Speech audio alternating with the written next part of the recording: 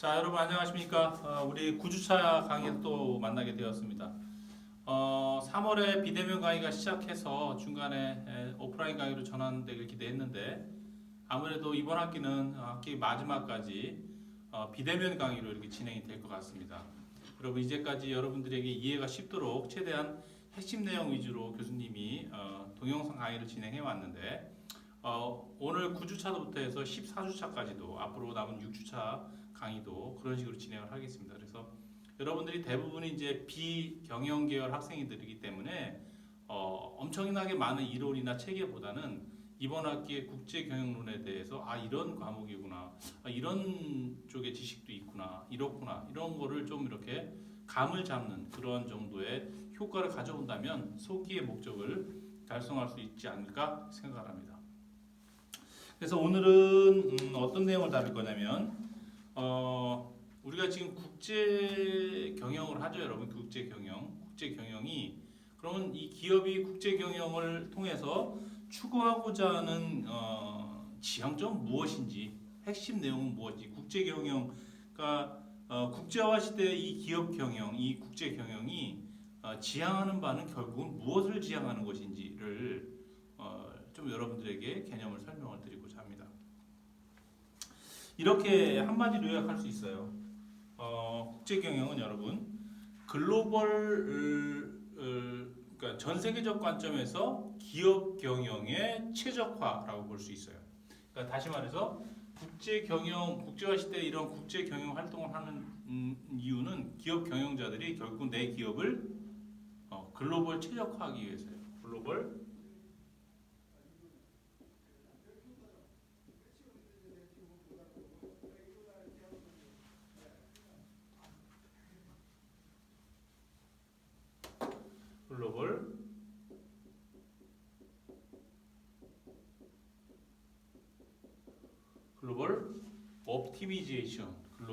옵티마이제이션, 글로벌 최적화죠.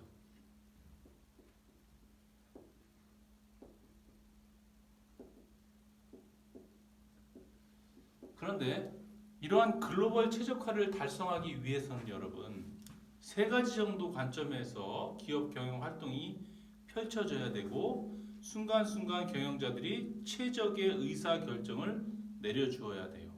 첫 번째로 어떤 것이 달성되어야 되냐면 여러분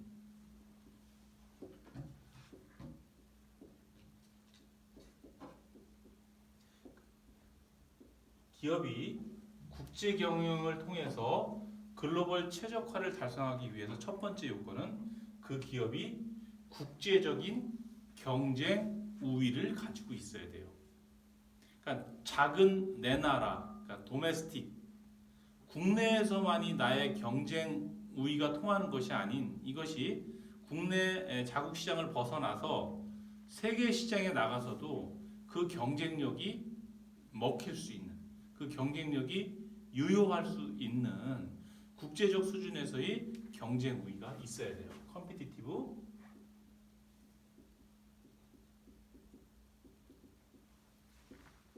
어드밴티지. 그렇죠? 국내에서의 경쟁 우위가 국제 시장에 나가서도 반드시 통할 수 있을 정도의 경쟁 우위를 가지고 있어야 되는 것이죠. 그런데 기업의 경쟁 우위라는 것은 결국은 여러분 우리 기업이 시장에서 경쟁자들보다 앞서 나가는 우위에 설 수 있는 그런 능력을 말하는 것이죠. 그렇죠? 근데 어찌 보면은 현재 존재하고 있는 대부분의 기업들은 우리가 잘 모르지만 무언가는 이러한 경쟁 우위가 있다고 봐야 돼요. 그렇죠? 경쟁 우위가 만약에 없었다면은 기업이 존재하고 있지 어려워요, 여러분.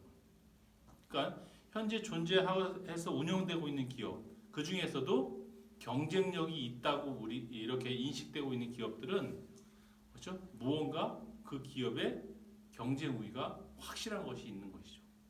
그런데 이러한 경쟁 우위를 가지고 있지 못하면 기업은 도태될 수밖에 없게 되는데 이러한 경쟁 우위는 그래서 어떠한 특성을 가지고 있어야 되냐면 여러분 그냥 경쟁 우위가 아니라 어때야 돼요, 여러분? 지속 가능한 경쟁 우위에 돼요. 지속 가능한 경쟁 우위여야 돼요. 앞에 sustainable,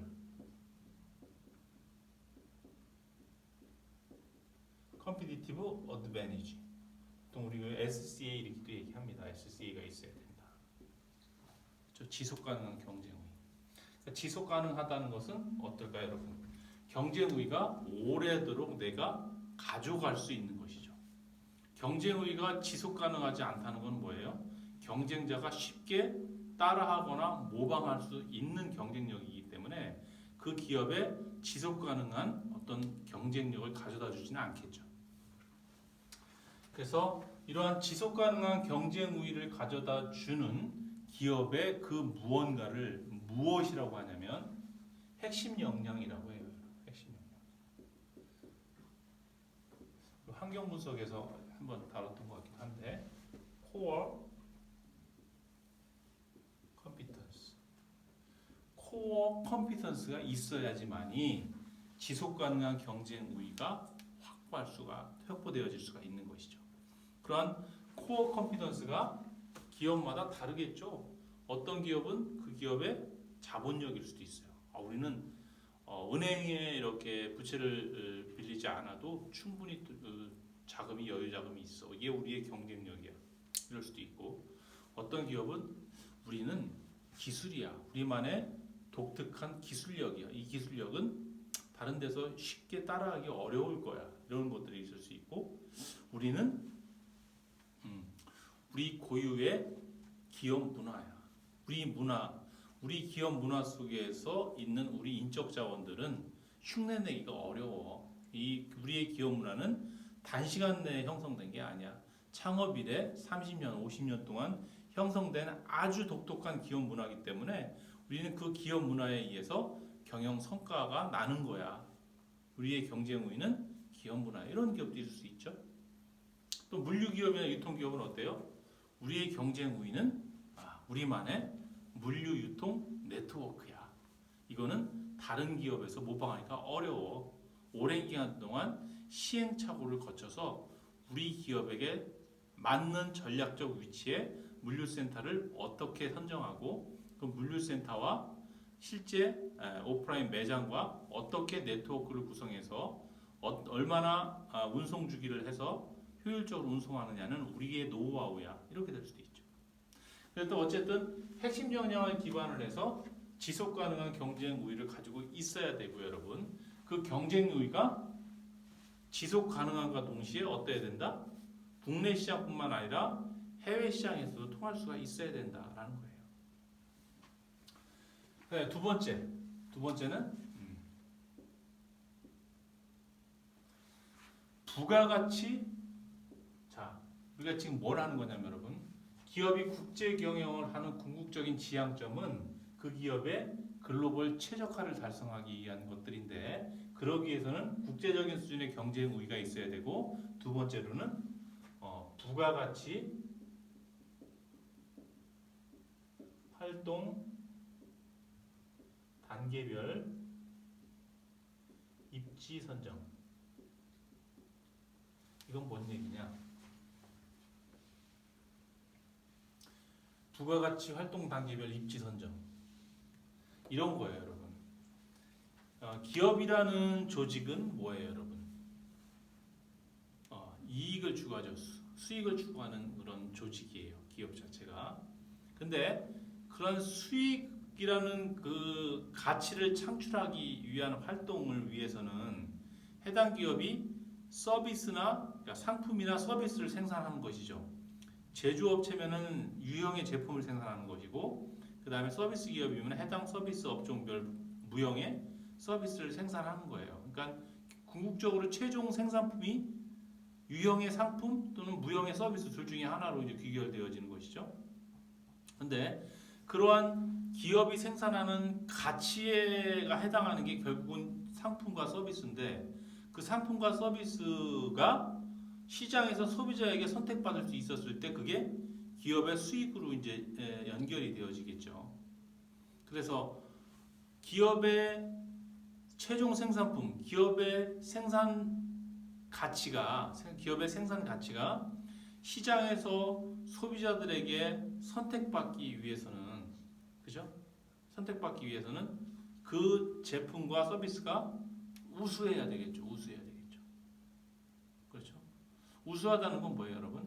굉장히 품질 좋고 차별적인 제품이나 서비스이거나 또는 경쟁사와 비슷한 수준의 차별성을 갖고 있다면 같은 값이면 저렴한 가격으로, 다시 말해서 원가가 좀 경쟁사보다 적을 수 있는 상태에서 생산을 할 수 있다면 비용 우위에 의해서 고객들에게 선택을 받을 수도 있겠죠.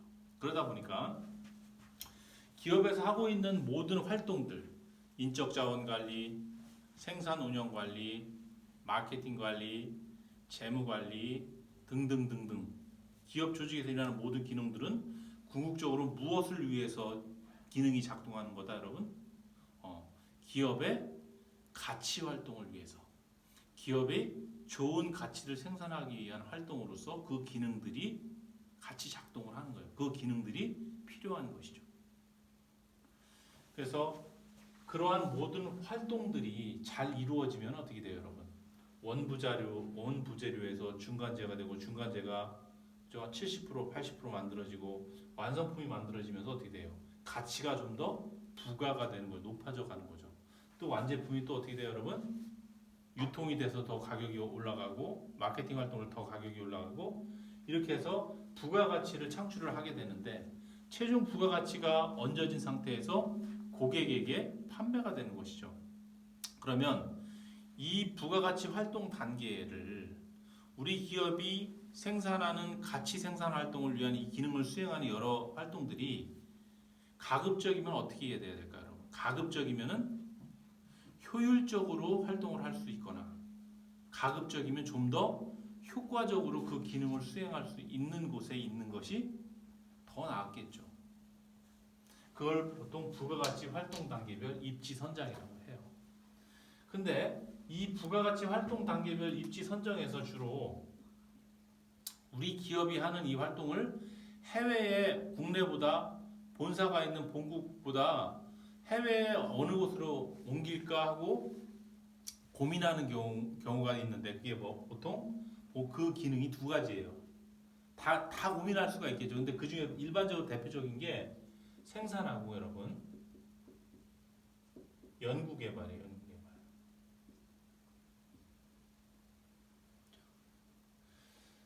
그러니까 다시 말해서 교수님이 얘기한 인사관리, 마케팅관리, 재무관리, 뭐 인적자원관리, 생산 다 모두 부가가치 활동인데 그 중에서 요 두 개, 생산, 연구개발 이런 요 기능을 주로 국제적으로 더 나은 곳, 효율적이고 효과적인 곳에 위치하는 것을 많이 검토하더라라는 거예요. 그래서 보통 생산 같은 경우는 여러분 주로 어디에 위치시키려고 할까요, 여러분? 특히 노동 집약적인 산업에서 만들어낸 재화 같은 경우는 여러분 그 재화가 노동 집약적이라는 의미는 뭐냐면 재화의 판매 가격에 그 제품의 판매 가격에 노동자들의 임금이 많이 차지하고 있다는 거예요.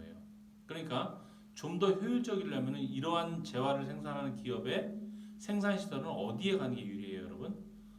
임금이 높은 본국보다는 상대적으로 임금이 저렴하고 풍부한 본국보다 좀 더 그죠? 개발도상국, 좀 더 경제 발전이 뒤처진 그 지역에 생산 시설을 위치하고 그쪽에서 생산하는 것이 훨씬 유리하겠죠. 그렇죠? 그런 거예요. 그러니까 지금도 여러분 보세요. 우리나라에서 여러분들이 사서 쓰는 노동 집약적인 일반 소비재는 대부분 한국에서 생산하는 것도 있지만 좀 적은 편이고 대부분 중국이나 동남아시아에서 생산한 걸 우리가 사서 쓰죠. 그게 더 효율적이니까. 그러니까 그런 식으로 한국 기업이든 미국 기업이든 뭐 독일 기업이든 자국에 있는 노동 집약적 산업의 기업들은 생산 시설을 자국의 본국에 위치하는 것보다 중국이나 동남아에 위치하는 게 훨씬 유리하기 때문에 거기다 위치하는 거예요. 그렇죠? 생산 시설을 그렇게 위치하겠죠. 또 연구개발 어때요? 연구개발은 특히 기술이 집약적이거나 필요한 그런 산업의 재화 같은 경우는 R&D, Research and Development 가 중요하기 때문에 해당 자기 기술이 가장 잘 발달한 국가, 예를 들어서 뭐 IT 기업이라면 우리나라보다는 미국의 실리콘밸리 지역에 위치하면 어떨까요, 여러분? 훨씬 더 유리하겠죠. 실패와 성공의 노하우가 다 있고 그쪽에서 또 협업도 할 수 있고 좋은 여건이죠. 뭐 예를 들어서 화장품 기업이다 그러면은 우리나라보다는 화장품 기업의 연구개발을 연구소를 뭐 프랑스 같은 쪽, 우리보다 화장품업이 더 발달한 곳, 제약업이라면 독일, 뭐 이렇게 해서 가서 연구시설을 위치시켜서 연구개발 활동을 한다면 아주 효과적이고 효율적이겠죠. 그런 것들을 결정하는 문제라는 거예요. 세 번째는 무엇을 해야 되냐면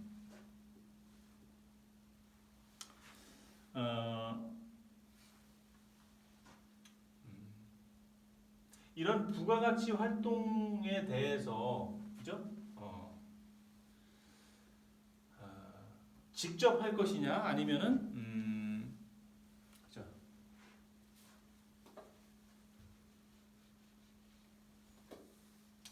기업의 다양한 부가가치 활동을 한 수행 주체를 결정하는 수행 주체. 수행 주체라는 것은 내가 직접 할 것이냐, 아니면 그죠? 외부에 위탁할 것이냐, 그죠? 이런 거죠. 영어는 메이크와 바이의 문제죠. 메이크와 바이. 내가 우리 기업을 운영하고 우리 기업의 가치를 생산하는 부가가치 활동을 함에 있어서 내가 직접 수행해야 되는 기능도 있지만 내가 직접 하기보다는 차라리 오히려 내가 안 하고 나보다 좀 더 효율적이고 효과적으로 잘할 수 있는 다른 기업에게 계약에 의해서 위탁을 하고 내가 사는 게 더 나을 수도 있는 것이죠. 아까 교수님이 부가가치 활동 단계별 입지 선정을 할 때 생산 얘기를 했었죠. 생산을 예로 들어볼까요? 나이키 같은 경우 어때요? 스포츠화를 생산하는데 스포츠화 자체가 어떤 산업의 재화로 분류가 되냐면 다분히 노동집약적인 산업의 재화예요. 다시 말해서 운동화를 만드는 데 있어서 그 원가에 여러 가지 비용 항목들이 있지만 생산직 노동자의 임금 부분이 많은 비중을 차지한다는 거죠. 그러니까 나이키는 어땠어요, 여러분? 미국에 생산 시설을 뒀나요? 아니죠. 생산 시설을 미국에 뒀다면 아마 벌써 망했을 거예요. 엄청나게 많은 지금 나이키 운동화를 10만 원에 살 수 있다면 아마 20만 원, 30만 원을 주고 우리가 사서 신을 수밖에 없는 상황이 벌어졌겠죠. 그래서 나이키는 생산 시설을 미국에 위치하지 않고 동남아나 중국으로 옮겨가려고 했죠. 근데 그마저도 어떻게 했어요, 여러분? 자기가 직접 한 게 아니죠. 그쪽에 있는 사람들에게 계약에 의해서 자기가 OEM 계약에 의해서 하청을 주고 산 거죠. 이 문제예요. 직접 할 것이냐. 직접 내가 중국이나 동남아시아 지역에 부지를 매입하고 자사의 공장을 지어서 그쪽 저렴하고 풍부한 노동자를 고용을 해서 직접 생산을 할 거의 문제, 아니면은 그쪽에 스포츠화를 생산할 수 있는 능력을 갖고 있는 기업을 선정해서 계약을 하고 내가 구매하는 문제, 이런 걸 결정하는 거죠. 나이키 같은 경우는 구매한 것이죠.